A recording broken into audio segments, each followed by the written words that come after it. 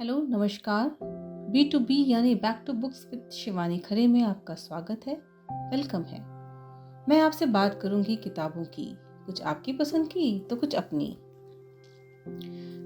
जैसे आज मैं लेकर के आई हूँ, आज ही रिलीज हुई एक बिल्कुल ही ताज़ा तरीन किताब इश्क बाकी के बारे में। यह किताब पंकज दुबे ने लिखी है, जो कि एक द्विभाषी लेखक हैं, जिनकी इसके पहले वाटर लूज़र, इश्कियापा, लव करी, ट्रेंडिंग इन लव जैसी किताबें पेंगुइन से प्रकाशित हुई हैं और अब तक काफ़ी सफल रही हैं। उनकी लेखन के बारे में बताऊं कि वो बड़ा ही मज़ेदार लेखन शैली है उनकी, और वो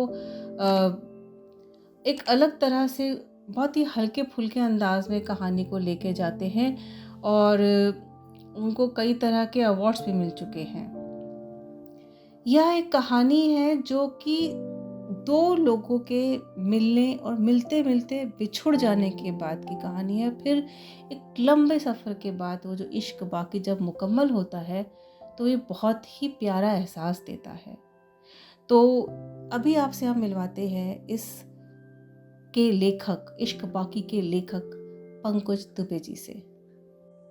पेंगुइन स्वदेश से प्रकाशित इश्क बाकी की पेज संख्या है 232 और इसकी कीमत है 199 रुपीज़।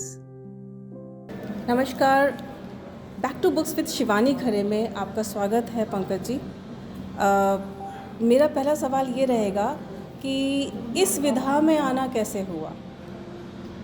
जी, पहले तो बहुत शुक्रिया, आपने मुझे अपने पॉडकास्ट में मौका दिया है बतौर आपके मेहमान।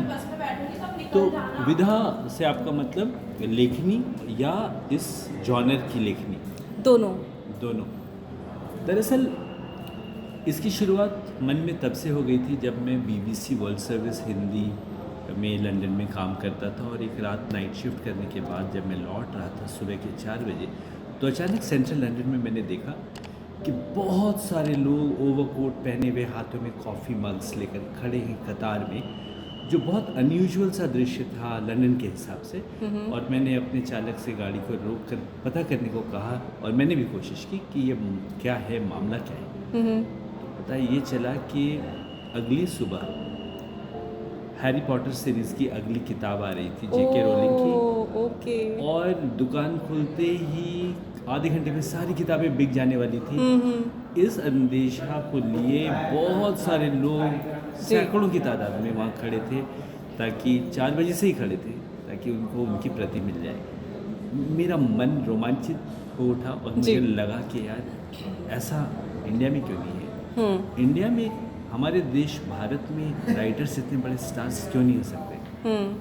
बहुत सोचने पर मुझे लगा कि यार जितनी किताबें मैं ढूंढता था बाहर फिक्शन की, ज़्यादातर मुझे उबाऊ और बोरिंग लगती थी, बहुत मोटी भी लगती थी। मुझे लगता था वेट लिफ्टिंग के लिए तो मैं डंबल्स भी उठा सकता हूँ। और मेरे अंदर एक किस्सा वो बचपन से था, स्टोरी टेलिंग की आदत थी, अपने आसपास किरदारों को ऑब्जर्व करना, कहानियों को बुनना, लिखना, बताना पसंद आता था। तो मुझे लगा मैं लिखूँगा, क्योंकि कहानी, उपन्यास वगैरह लिखने में कम से कम मुझे लगता है इस विधा में एक ऐसी चीज़ है जहाँ मुझे किसी और के सहारे की, मदद की ज़रूरत नहीं है, और वो पूरी तरह से मेरे नियंत्रण में है। मैं अपने हिसाब से किरदार गढ़ सकता हूँ, कहानियाँ बुन सकता हूँ और उनको आपके सामने परोस कर सकता हूँ। तो वहीं से ये थॉट आया कि आई राइट माई बुक जिसमें प्राइस के अलावा सब कुछ दिलचस्प हो। ग्रेट। और ये भी एक मुझे लगा बहुत, मैंने हार्ट स्टॉर्मिंग की जी। क्योंकि ब्रेन स्टॉर्मिंग मैं कम करता हूँ, मैं हार्ट स्टॉर्मिंग ज़्यादा करता हूँ। मैंने टर्म पे ध्यान दिया था।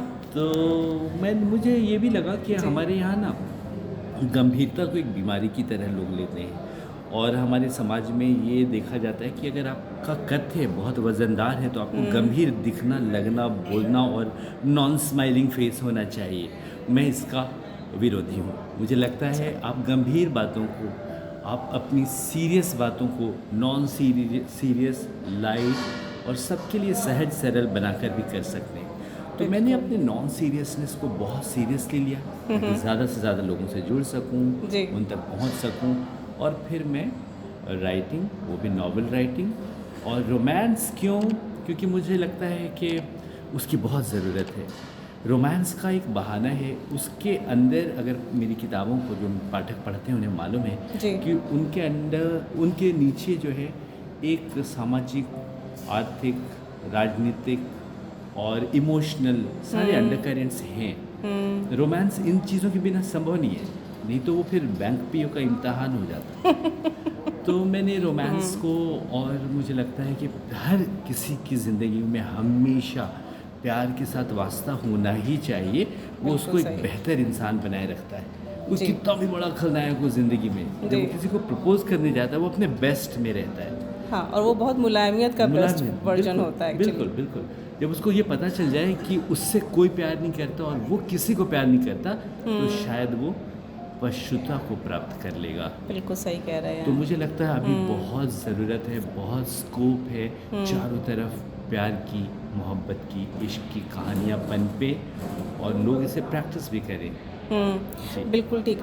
जैसे आज इश्क बाकी के रिलीजिंग हुई और हाथों हाथ किताबें आपके पाठकों ने, आपके पसंदीदा, मतलब जो जिनके आप फ़ैन हैं जो आपके, उन्होंने जिस तरीके से आपकी किताबों को हाथों हाथ लिया, तो क्या कहीं आपको लगा कि आप वो पल जी पाए, उस पल के नज़दीक पहुंच पाए? बहुत, मैं इतना एक्साइटेड था, मुझे बिल्कुल आपके पहले सवाल के जवाब में जिस घटना का मैं जी, वर्णन जी। कर रहा था, मुझे थोड़ी सी झलक उसकी मिली। हाँ। मुझे बहुत अच्छा लगा कि सारी किताबें जो पुस्तक मेले में हमारे पेंगुइन स्वदेश के स्टॉल पे लाई गई थी, जी। वो सारी ले ली गई, पाठकों ने खरीद ली और मेरी कुछ पिछली किताबों को भी उन्होंने ढूंढ कर लिया। जी। फिर इंग्लिश के स्टॉल पे भी गए और मेरी इंग्लिश की किताबें भी उन्होंने सारी ले ली। जी। तो मैं बहुत प्रफुल्लित हूँ। और बड़ी बात यह है कि आज के ही वो चीज़ें हो गई जी। कि और ऑथर को लगता होगा ना कहीं आपके अंदर के कि आज कुछ अच्छा लिखा, कुछ अच्छा कर पाए, कि सारे पाठक जो हैं वो जुटे और वो उसको हाथों हाथ लेके चले गए। ये एक अलग तरह का सेटिस्फेक्शन नहीं होता? जी बिल्कुल, और ये और सार्थकता प्रदान करता है। निरंतर जो मैं इस प्रयास में लगा हुआ हूँ 10 वर्षों से। जी। इश्क बाकी मेरी 10वीं किताब है। क्या बात है। दोनों भाषाओं को आप मिला दें, क्योंकि मैं अनुवाद नहीं करता। जी। मैं फिर से लिखता हूँ उसी कहानियों को, कई बार कुछ किरदार कम ज़्यादा, कुछ प्लॉट लाइंस भी बदल के। तो अंग्रेज़ी हिंदी मिलाकर 2014 से ये जो सफ़र शुरू हुआ है, 24 में from the winter of 14 to the winter of 24, this is my 10th Penguin best seller. और यही पेंगुइन में ही as an author I was born and I am growing up. क्या बात और है। मैं इसके लिए तो I am quite proud of this. इसके तो पहले तो मैं तो आपको बधाई देती हूँ। जी, 10 साल शुक्रिया। पूरे होने के, वो भी लेखकीय यात्रा के 10 साल पूरे होने के, जी। वो भी सफलता के साथ। जी। ये एक छोटी बात नहीं है, जी। ख़ास तौर से हिंदी में लिखने के वालों जी, के जी, लिए। जी, जी, जी। ये सर्वाइवल जो है इतना आसान नहीं होता है। जी जी। मेरा एक दूसरा सवाल इसी से निकलता है कि क्या आपको भी होमवर्क करना पड़ता है किस तरह का? लेखन करने के लिए? जी। कितना पढ़ते हैं या कितना आप टाइम देते हैं खुद को एक ऑथर के तौर पर मथने में? जी, दरअसल समाज में कई धारणाएं हैं जी। जिसे पढ़ने के लिए लोगों को लगता है सिर्फ किताबें पढ़ी जाती हैं, लेकिन वो एक बहुत छोटा आयाम है। दरअसल हमें पूरे समाज को, ज़िंदगियों को, अपने आसपास की किरदारों को, जी। सिचुएशंस को भी पढ़ना होता है। तो as a storyteller, as a writer, आपके जो हैं राडार हमेशा ऑन रहते हैं। आपके आसपास की किरदारों को ऑब्जर्व करते रहते हैं, सिचुएशंस को, और जो हास्य है, जो व्यंग्य है, जो रोमांस है, वो हमारे इर्द गिर्द ही है। जी। तो हमेशा आप तैयारी में होते हैं। ये एक प्रगतिशील प्रक्रिया है, निरंतर चलने वाली। तो मैं ऐसा किसी पाठ्यक्रम के तहत खुद को गुलाम नहीं बनाता जी। कि अब मुझे ये किताब लिखनी, इसके लिए ये पढ़ना ज़रूरी, इसके लिए ये रिसर्च। ऐसा नहीं है। मैं तो एक प्रवाह में रहता हूँ, कहानियाँ जी। भी, किरदार भी जैसे गढ़ता हूँ। तो कई बार मेरा एक किरदार 4 रियल लाइफ के कैरेक्टर्स की दिलचस्प चीज़ों का मिश्रण होता है। ओह, ओके। क्योंकि हर एक इंसान ज़िंदगी का कोई ज़रूरी नहीं है हमेशा इंटरेस्टिंग हो, उसका कोई पार्ट इंटरेस्टिंग होगा। तो मेरा से श्याम है या मेरा शिवम है, तो Shivam has the sorrow of some Amar, has the happiness of some Akbar and has the romance of some Anthony. Okay. So this is how you create it, and for that you are always in the process. तो ये तो बड़ी effortful एक process होती होगी. अगर वो तो क्या आप इसको राइट डाउन करके करते हैं, कैसे करते हैं, कैरेक्टरिस्टिक कैसे करते हैं? दरअसल ये स्वतः स्फूर्त है और स्वाभाविकता में जीता हूँ और मुझे चीज़ें याद रहती हैं, अच्छे वाक़यात याद रहते हैं. तो मैं नॉर्मली क्या करता हूँ, जैसे कोई किसी दिन कोई इंसिडेंस मुझे बहुत पसंद आया, उसको मैंने रिकॉर्ड कर लिया कि आज मैं प्रगति मैदान में पुस्तक मेले में गया और वहाँ मुझे एक बहुत यंग अंडर ग्रेजुएट एक आज मिली बायर, एक रीडर, और वो आई और वो कंफ्यूज थी और उन्होंने जल्दी से ओशो की एक किताब उठा के मुझसे पूछा जिस पे ओशो की तस्वीर थी कि इज दिस योर बुक. तो मैंने बोला yes, look at the face. और ये एक सीन बन गया अपने आप नेचुरली. अब ये भूल ना जाओ, इसके लिए अभी जैसे आपके पॉडकास्ट में भी रिकॉर्डेड है, मैं खुद भी कर लूँगा सुनने के पहले. तो ऐसे मेरी एक प्राइवेट लाइब्रेरी बन जाती है. अच्छा. फिर जो जहाँ रेलेवेंट है उनको ध्यान करके और फिर बिसात बिछती. ओके.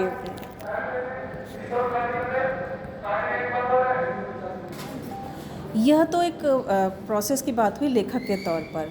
अब जो एक पर्सन है पंकज दुबे, मैं उनसे पूछना चाहूँगी कि आपकी पसंदीदा फिल्म कौन सी है? अलग अलग समय में अलग अलग फिल्में पसंद आती हैं जी. जैसे हिंदी सिनेमा की बात हो तो पिछले कुछ सालों में मुझे कपूर एंड सन्स बहुत पसंद आई थी. अच्छा. और उसमें जो जिस सम्यक दृष्टि से सारे पात्रों और कथानक को और जिस प्रभावशाली तरीके से प्रस्तुत किया गया था, उसमें बहुत कुछ सीखने की चीज़ें. जी, वेरी माई जी. Kind of film about interpersonal relationship. कोई भी स्टीरियोटाइपिंग नहीं है. अगर आपने फिल्म देखी हो, मैं देखी है. और फिर एक बार देखी तो और फिल्म अच्छी लगेगी. तो मुझे वो फिल्म बहुत अच्छी लगी थी. फिर एक मलयालम फिल्म है कोमलंगी नाइट्स. ओके. उसमें फहद फासिल है, मेरे पसंदीदा एक्टर हैं. अच्छा अच्छा. वो बहुत बढ़िया फिल्म है. तो अलग अलग समय में कुछ कोरियन फिल्म है पैरासाइट.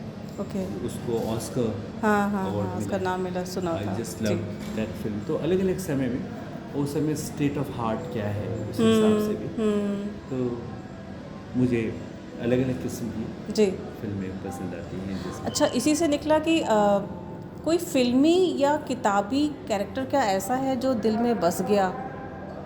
असल में मेरा कोई भी किरदार नकली नहीं है. मेरे सारे कैरेक्टर्स रियल लाइफ से हैं और वो बसे हुए हैं तभी वहाँ पर हैं. अच्छा. हाँ, ये भी बात अच्छी है, बहुत प्यारी है ये बात कि इस तरीके से भी आप चीज़ों को परसेप्ट करते हैं. परसेप्शन जो है वो इस तरह से है. अच्छा, ये चीज़ एक मुझे पूछनी थी आपसे कि रोमांस लिखना कठिन है या सरल है? नहीं, अगर वो नेचुरली आप में आता है तो बहुत सरल है.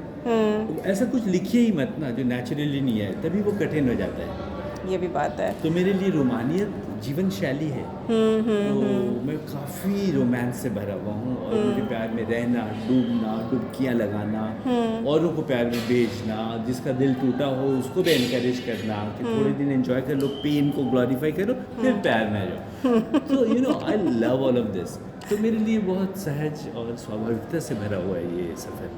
बहुत ही प्यारी बात आपने अंत में कही. और आज के दिन जबकि हम इसको इस तरह से मना रहे हैं, 14 फरवरी है जो आज की तारीख में, क्योंकि मैं ये अपने सुनने वालों को बता चाहती हूँ आज का दिन कैसा है. और आज के दिन जिस तरह से इश्क बाकी रिलीज़ हुई और जैसे हाथों हाथ उठी है, तो मैं एक चाहती हूँ कि आप हमारे सुनने वालों के लिए एक संदेश दीजिए या एक सीख दीजिए कि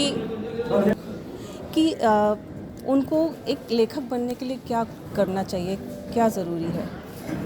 लेखक बनने के लिए दो चीज़ें बहुत ज़्यादा ज़रूरी है. एक है निर्भीक रहना, किसी बात से डरना नहीं, फियरलेस रहना. और दूसरा ईमानदार रहना अपनी फीलिंग्स को लेकर. पॉलिटिकली करेक्ट होने की ज़रूरत नहीं जी, है. जी, जी. आपको जो भी बात, जो भी विचार, जो भी घटना, जो भी किरदार आपके दिल को छुए, आप उसको पूरे प्रभाव के साथ, ईमानदारी और निर्भीकता के साथ प्रस्तुत कीजिए. बेहिचक होकर के अपनी बात कहना जो है आना चाहिए. नहीं तो मत लिखिए, आप एड्स लिखिए, कॉपीराइटिंग कीजिए. ये भी सही है कि बात, ये वॉशिंग सही पाउडर बात निरमा, दूध सी सफ़ेदी निरमा से है। है। ठीक है, thank you Pankaj ji, thank you thank so you, much. शुक्रिया आपने मुझे मौका दिया। तो अभी आपने सुना पंकज दुबे जी से हम मेरी आमने सामने की बातचीत। आपको चलते चलते मैं याद दिलाना चाहूँगी अपने इस back to books with Shivani Khare के एपिसोड को ख़त्म करते करते कि हमें बुक पायरेसी से सावधान रहना चाहिए और कोशिश करनी चाहिए कि हम नक्कालों को अपनी तरफ से कोई सपोर्ट ना दें। आपसे इसी विनती के साथ मैं आज का एपिसोड समाप्त करती हूँ। नमस्कार, जय हिंद।